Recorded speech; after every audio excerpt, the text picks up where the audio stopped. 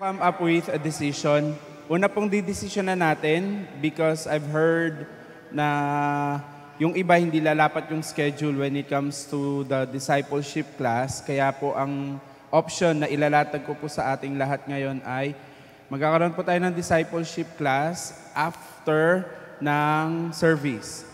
Okay? After ng service, pero gagawin po natin in 1 month, alternate po natin siya ng teaching at saka po ng discipleship class. Okay? Pero, kayo po, ang option natin ay, halimbawa, sa isang buwan. Ang dilim. Halimbawa po, medyo madilim po. Pwede po bang kahit kaunting yan? 30 minutes lang po. Saglit lang po. Ayan. Thank you. Halimbawa po, alternate natin, teaching, discipleship class, teaching, disciples. That's one option. Another option, which this is yung option na gusto ko. Teaching, discipleship. Kasi para dugtong, hindi yung nakakalimutan.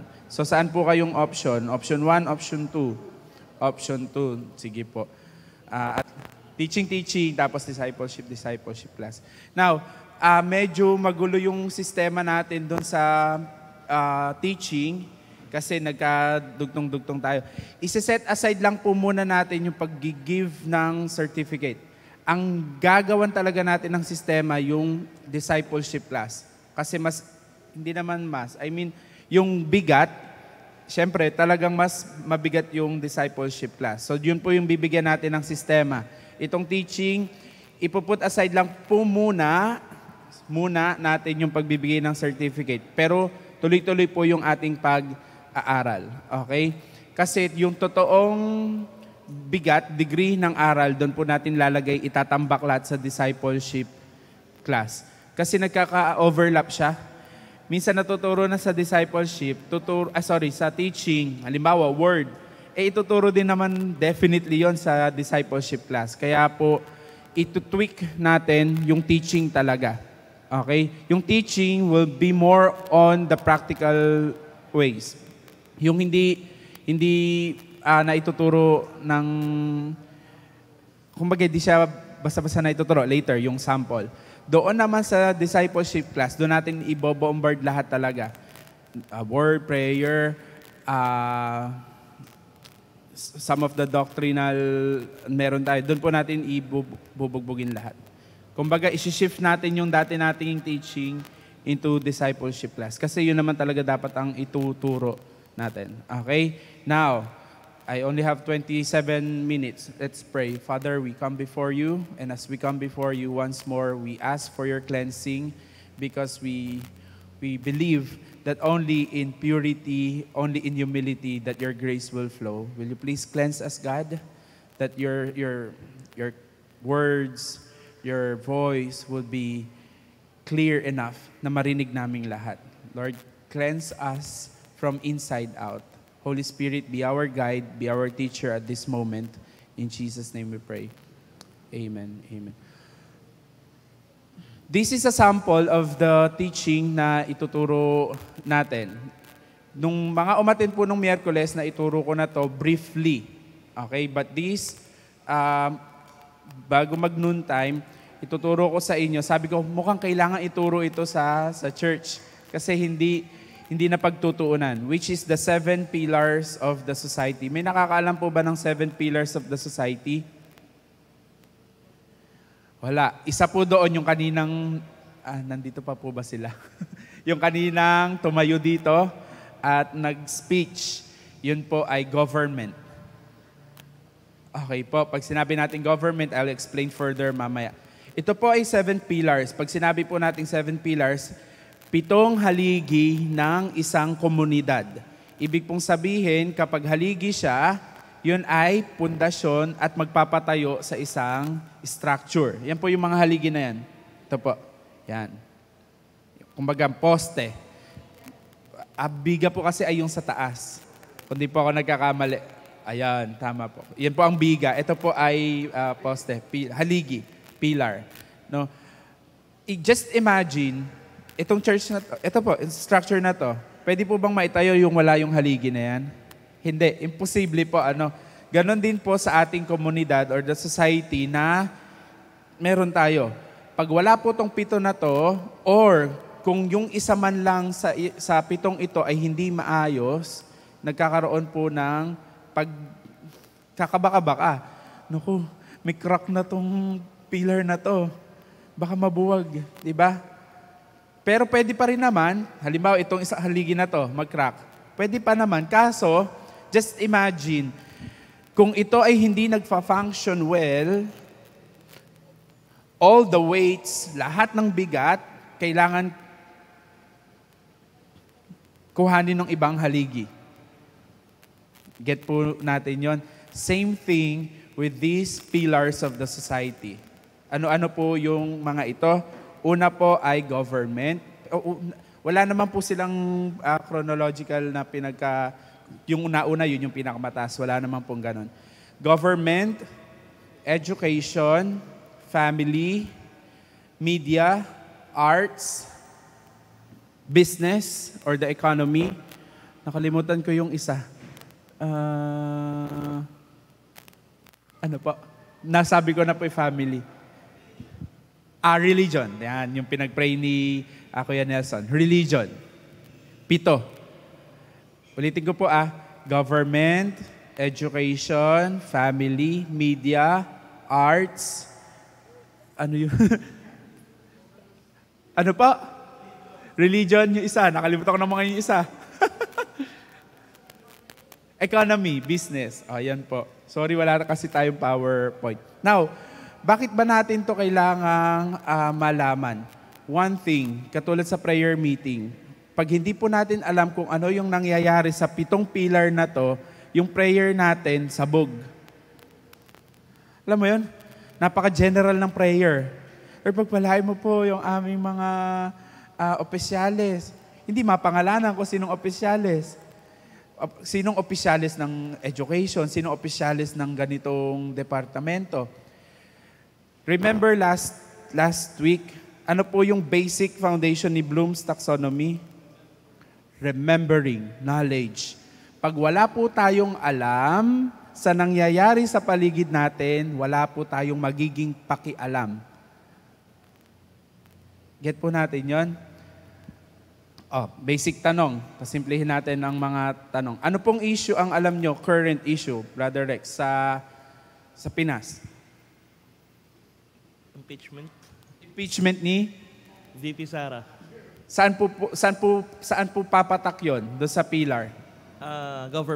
Government. Pero po si VP Sara ay, bakit po siya i-impeach? About corruption. Corruption saan? Funds. Anong pondo? Anong pondo yun? Okay lang po. Sige, nape-pressure rin, no? Sorry, teacher kasi talaga. Okay lang po. Education. Siya po kasi ang secretary, DepEd secretary, kung saan nagkaroon po ng issue when it comes to the books, the matatag curriculum, na hindi ganong katatag na curriculum, at milyon-milyon, bilyon-bilyong pera ang inubos dahil po doon sa libro na yun. Now, if we don't know what's happening in particular, di ba? Ang alam lang natin, si Sara, government yan. Pero in particular, education talaga. Ito pong mapapansin ninyo, ito pong 7 ito ay dugtong-dugtong. Magkakadugtong po lahat ng iyan. No, kaya po importante talagang malaman natin. Now, taas po ang kamay, reality, taas po ang kamay ng nakikinig pa sa balita. 1, 2, okay po. Iilan na lang, no? Sino po yung mas madalas po mag-FB kaysa sa balita? Mas madalas ang FB kaysa sa balita. Correct. Lahat naman tayo. Di ba? Which ang information na kinukuha natin, kanino? Kay FB. Now, that's another problem with media. Sa media po, ang problema, hindi po lahat ng lumalabas sa media ay totoo. Whether it's in TV, radio, FB, ang tawag po kasi dyan sa mga napapanood nating media ay screened information. Ibig po sabihin ay sinala na yan. Ito lang sasabihin mo ha. Huwag mo sasabihin to. Pili po, pili. Kaya nga po yung napapakinggan natin sa TV, maganda ng pakinggan. Yes, one-sided na lang po siya. Kaya po, ingat-ingat tayo. Isa po yan sa problema ng media. No? So, isa yon sa pillar. Bakit yung media importante sa pillar? Kasi po, anything na ima-mindset kita, ibabalita ko, mayroong COVID. So, kailangan pag may COVID, ito ang balita, kailangan magpaturok. Yan ang balita. Even without you knowing kung ano ba yung ingredients ng vaccine. Even without you knowing bakit agad-agad nagkaroon ng vaccine, knowing na ang flu vaccine, at may iba pang vaccine, polio at iba pang vaccine, taon ang tinakbo bago yan ma-produce. Pero ngayon, kaagad, balita lang, sumulpot ang balita, may vaccine agad. Pero hindi Yung media, mina-mindset ka, matakot ka. Naget nyo po? Media po yun. Kapag po inisa-isa natin ngayon itong 7 na to, ang tagal.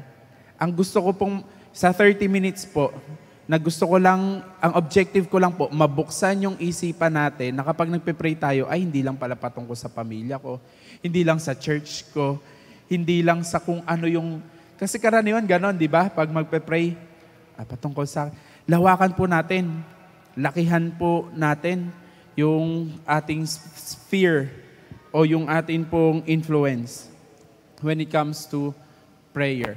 Ang isa ko pa pong objective ay maibalik po tayo doon sa puso na mayroon po ang Diyos patungkol sa puso, sa paligid na mayroon tayo.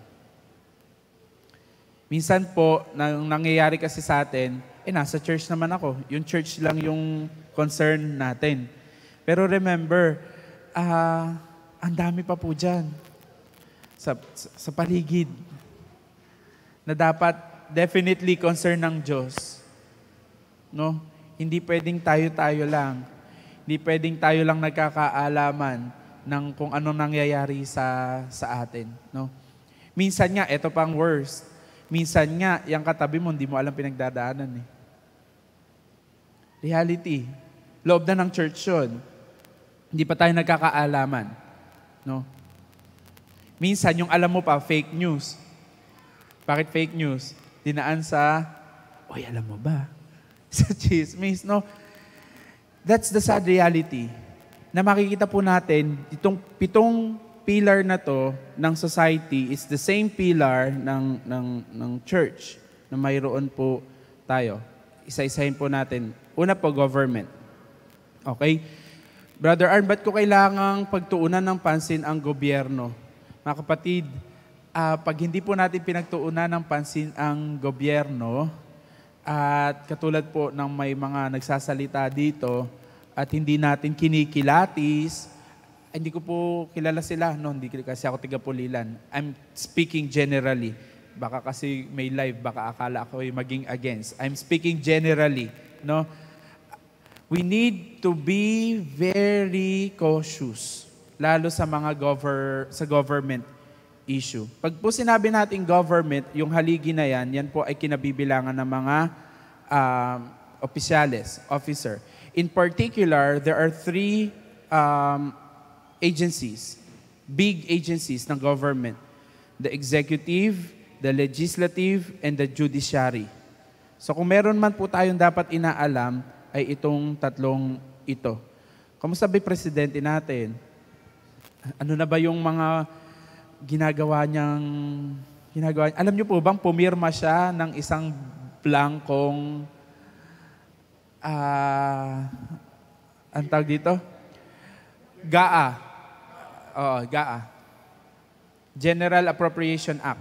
GAA o budget ng buong taong 2025 ng Pilipinas. Ano po ibig sabihin nun? Ano naman kung pumirma siya? pumirma siya ng blanco, ibig sabihin anything, any amount na pwedeng ilagay doon, pwedeng ilagay. Kung milyones, bilyones, ang dami po. Executive. Ano na bang ginagawa ng ating pinuno? No? Legislative. Ano-ano ba yung mga, sila po yung pag sinabi nating legislative, sila po yung nagle-legislate, sila po yung gumagawa ng mga batas. Okay? Mga batas. Anong batas na ba ang mga pinapanukala ngayon? Soggy Bill. Alam niyo na po ba na ang Soggy Bill ay, Alam niyo po ba ang Soggy Bill? Ang Soggy Bill po ay, yes, it talks about sexual orientation, gender issues, and equalities. Kaya po siya tinawag na Soggy Bill. Pag po wala tayong alam patungkol dyan sa mga yan, pag po wala tayong alam, baka makulong tayo. Halimbawa, inalipusta mo, inalimoramo, bakla. Tas may batas na palang ganon, patay ka. Diba? Sa batas, it's not an excuse that you don't know the law. Hindi excuse yon. Kaya nga, kung hindi pala siya excuse, dapat alamin mo na. Dapat alamin na natin. No? Alam niyo po mga kapatid, lagi ko pong, ang puso ko talaga when it comes to, dahil teacher ako, when it comes to knowledge and wisdom, very high. I always push people na magpakatalino. I always push people na magpakahusay. No? Lalo mga Kristiyano, dapat walang Kristiyanong walang alam. Sorry for the term. I mean, sa walang alam ay hindi, I'm not talking about education. I'm talking about dapat walang Kristiyanong walang kaalam-alaman lang sa nangyayari sa paligid. Pangalawa, may alam ka nga, pero ano yung level nung alam mo? Ang alam mo lang ay nag-away yung kapitbahay nyo. Ang alam nyo lang ay mahirap yung kapitbahay nyo. Hindi yun yung knowledge na dapat meron tayo. Dapat maangat, mataas. Yung alam natin na, yung level ng alam natin. At ito nga yun. No, ito yun. Alam ba natin nangyayari sa government natin? Mga kapatid, we are the church. No? Kung mayroon mang isang dapat maging ehemplo ng isang lipunan, church po yun. No. Part po tayo ng pillar of that society. Going back to government, the government, the legislative. Alam nyo rin po ba na mayroon ng si Risa Hontiveros ba yun? Siya yung nagpapanukala ngayon na dapat bata pa lang tuturuan na when it comes to sex. I'm not sure. Sorry. So yan, kailangan ko mag-ingat. Di ba? Yun po. Siya yung alam nyo, ngayon may umiikot na rin na Google form, panukala, nagpapapirma o kalimutan ko tawag. Yung bang pag nagka-campaign, signature campaign, ngayon kasi online na siya. Online na po yung signature campaign. Na sasagot ka doon para banggain yung panukala na yon. Online na siya. Hindi ako nagsagot kasi I don't want to. Kasi iba, syempre, nasa education kami. Hindi basta-basta pwedeng sagutin. No?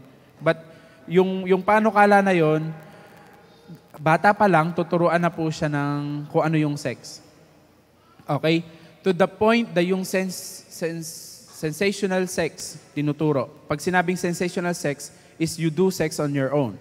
Ano po yun? Ejaculation, masturbation, and even, sorry, baka na-offend kayo sa mga term ko, pero kailangan nyo sabihin. Dapat nga naririnig sa church and particularly that naririnig sa bahay. No? Pati po yung anal and oral, tuturo po doon. Anal and oral sex. Pag po sinabi nating anal sex, yun po ay sa puwitan, yung pong oral ay sa bibig. So, baka po marami sa atin tulog. Marami po sa atin ay hypnotized ng mga impormasyon. Kailangan po natin gumising. Kasi, ayan po mga batang yan. Yan, mga bata namin, mga anak namin. Sila po yung susunod. Kapag hindi po tayo gising, pag po tayo ay patay, pag sinabi nating patay ay sunod-sunuran, sabi nga, only dead fish will just go with the flow. Tanging ang patay na isda ang susunod-sunod lang sa agos, no? Baka po tayo ay patay, baka tayo ay tulog. Even the Bible is saying, you slumber, you sleeper, wake up. Basahin po natin, Revelation punong-puno po ng pagsasabi. Pag binasa niyo ang Revelation punong-puno na baka natutulog tayo. No? O baka tayo din ay manhid, that we have the ears but we don't listen, we have the eyes but we don't see. Nasa Bible po lahat yun. Ang mga anak ng Diyos, kung meron man pong dapat nagpapakatalino, mga anak po yun ng Diyos.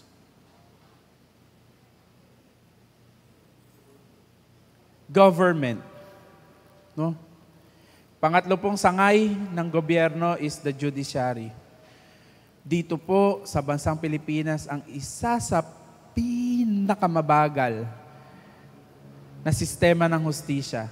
To the point na nag-come up na sila sa justice. Justice. Tiisin mo na lang yung justice. Lalayo pa ba tayo? Itong lupa na to, tagal. Diba? Lang talaga eh. Yan po yung government. Government pa lang po yung pinag-uusapan natin. May 6 pa po. No, 9 minutes na lang.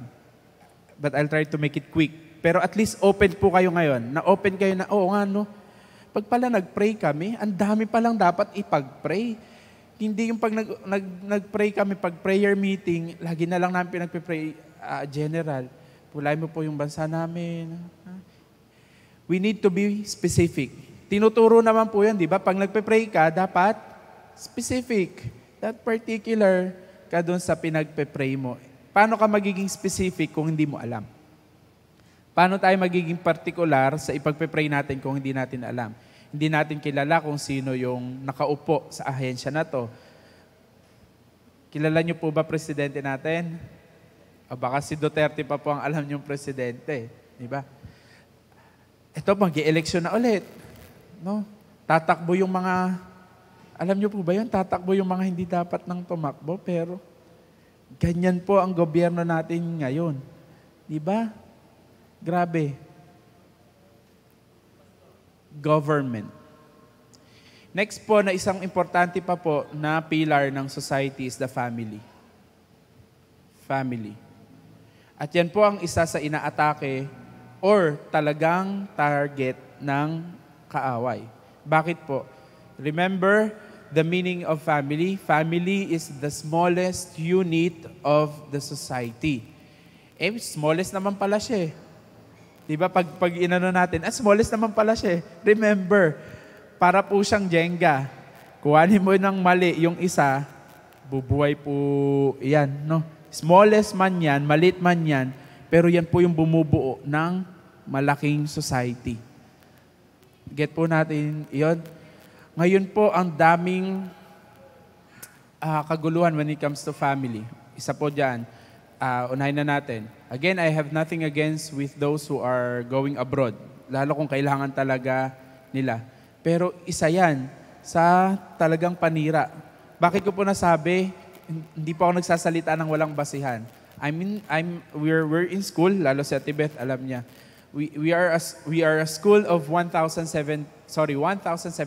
plus na estudyante. And every time that si Ate Beth po kasi sa guidance namin, every time na magka-counsel siya, 9 out of 10, kung i-average natin, kung uugatin, ang ugat, sirang pamilya. At isa sa sumisira ng pamilya is the distance. Kailangang magtrabaho eh. Totoo naman, kailangan talagang magtrabaho, no? Kaya nga dugtong siya. Kasi si government, kung nagpo-produce talaga siya ng trabaho, or meron mang trabaho, pero hindi naman sasapat Imagine kasi yung trabaho dito sa atin, no? Paluwal ka pa, hindi man lang sumasapat. Anyway, kung sana si government, pinapakita ko lang po sa inyo yung dugtong. Kung si government nagpo-produce ng maayos na trabaho para maging maayos ang bawat pamilya, wala sanang pamilyang aalis, tatrabaho para maging buo pa rin sila. Magkadugtong po talaga lahat ng yan. Isa lang po iyon when it comes to family. Ito pa po, when it comes to family, nababago ang orientation ng family. No? Anong ibig sabihin ng nababago yung orientation ng family? Dati, ang family, ang tawag lang sa kanila, yung normal na family. Nanay, tatay, mga anak. Sa normal. Ngayon po, pag inaral nyo po ang libro, ang dami pa pong tinatawag. Meron pong tinatawag na extensive family, extended. Meron pa pong tinatawag na explosive family. Pag po sinabing extended, ito po yung mga tito, tita, lolo, lola, yun po, yun. Pag sinabi namang explosive, talagang sabog. Kasi pwede na pong, grabe. Halimbawa, bakla, nagsama, tapos nag-adapt. Family. Tomboy, parang babae, nag-adapt, family. Ganyan po ang mundo. Pero, just, pag hindi ka, pag nakisimpatya ka, pag tiningnan mo, okay naman, mahal naman nila yung okay naman. Parang pag dinaan mo sa emosyon, diba, okay naman eh. Tama naman. Sige, pero pag dinaan mo in the Bible, in a sense, paano nyo ba na-produce yan? Inadapt nyo, correct. Pero in the biblical way is to produce it properly. No? Pwede kasi, kung mag-adapt kayo, nanay, tatay. Pero mag-adapt kayo ng parehong sex, something is wrong. Something is wrong in our society nowadays. Again, no judgment. Dinidiscuss lang po natin. No judgment. Dinidiscuss natin ito para maiwasan. Kasi we don't know, baka mamaya tayo din malugar sa kanila. Kaya nga, iniingatan po natin, una tong church, tayo, nag-iingatan, pero paglabas po natin, at least bukas po yung isip natin. Now, kung meron man tayong kakilalang ganon, ano yung tungtong ng church? Pitigin ba? Hindi, napakalinaw ng preaching kanina, no? Napakalinaw. We still love them, no? Sabi ng owner nung school, we accept them but we don't approve them. Dalawang letter A. Accepted kita, but I don't approve what you're doing. Magkaiba yun. No? Accepted kita, I love you, I accepted you as who you are, pero what you are doing is not approved. Magkaiba yun. Get po natin yon? Now, kaya natin pinag-uusapan, dapat alam natin yung tungtong ng church. Ako lang yung may hawak ng mic, pero I don't know yung iba't iba nyo pong tungtong. Okay po. Pero kung may tutungtungan man tayo, anong sinasabi ng salita ng Diyos? That's family. No? 12 na po. I'll not be discussing more. I'll try to come up with a slide pa isa-isa. Sasend ko po sa GC ninyo. Kung may time po kayong magbasa, basahin nyo po. Kasi importante po lahat yan. Kanina nga, media lang. Yung media po, pag yan po ay, ito, generally. Ito pong 7 na to, ito yung 7 na pinupuntirya at talagang pupuntiryahin ng kaaway.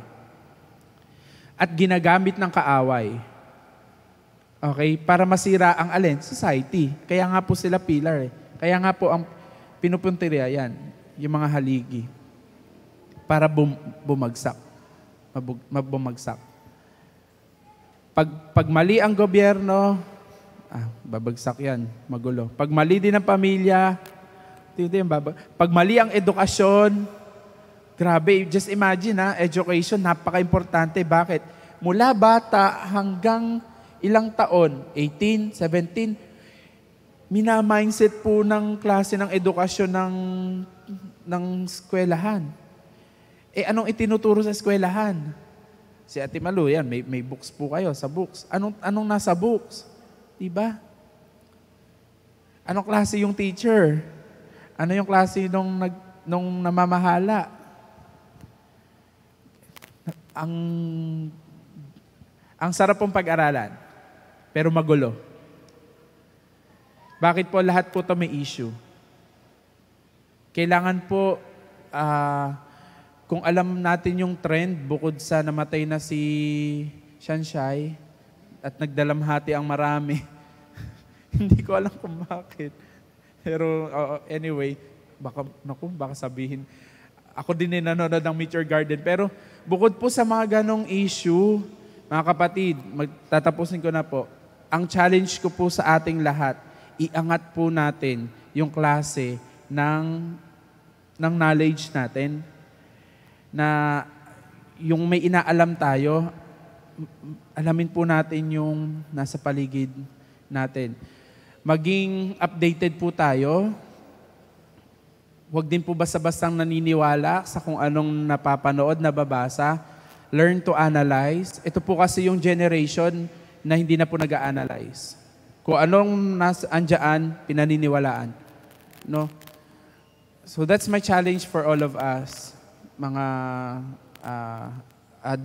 young adults, kabataan na nasa likuran. No? That's my challenge for all of us. Dahil lahat po tayo parte ng lipunan. Lahat po tayo ay parte ng pag-angat o pagbagsak ng lipunan.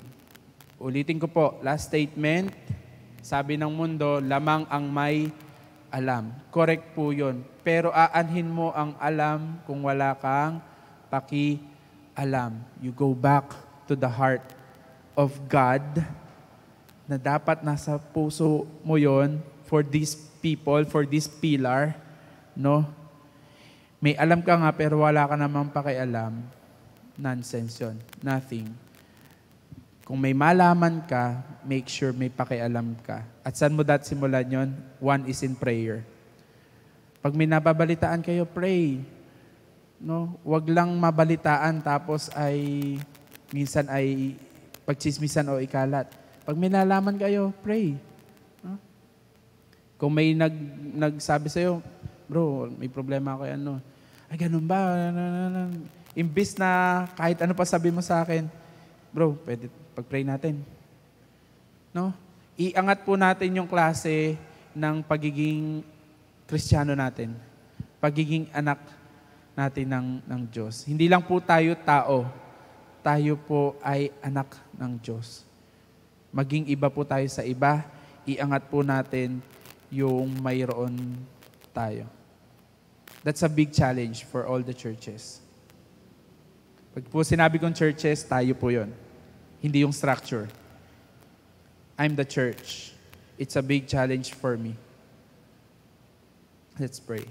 Father, thank you.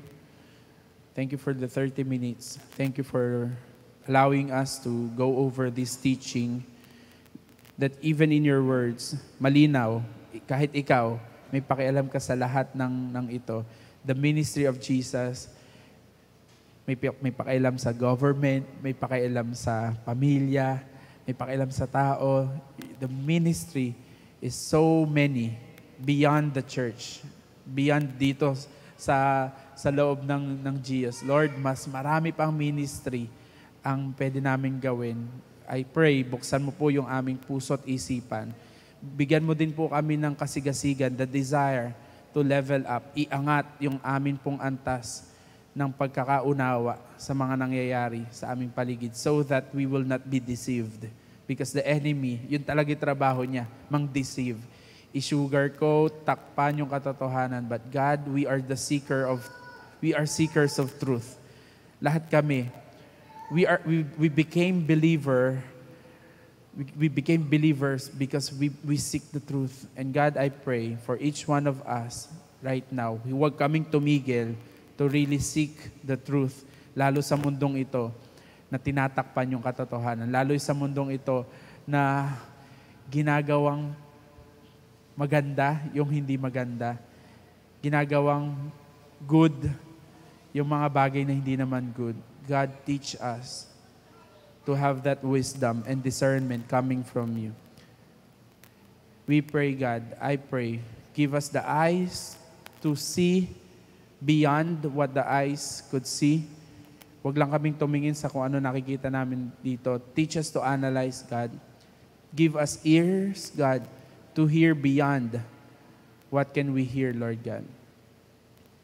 And I pray, just what we have heard, palakihin niyo po yung aming puso. Palakihin niyo po yung tangke ng aming puso so that it will be filled by your love, and that kind of love ay magkakaroon ng compassion, lalo po sa 7 pilar ng society ito. Thank you, God. Bless my brethren. Bless their families, God.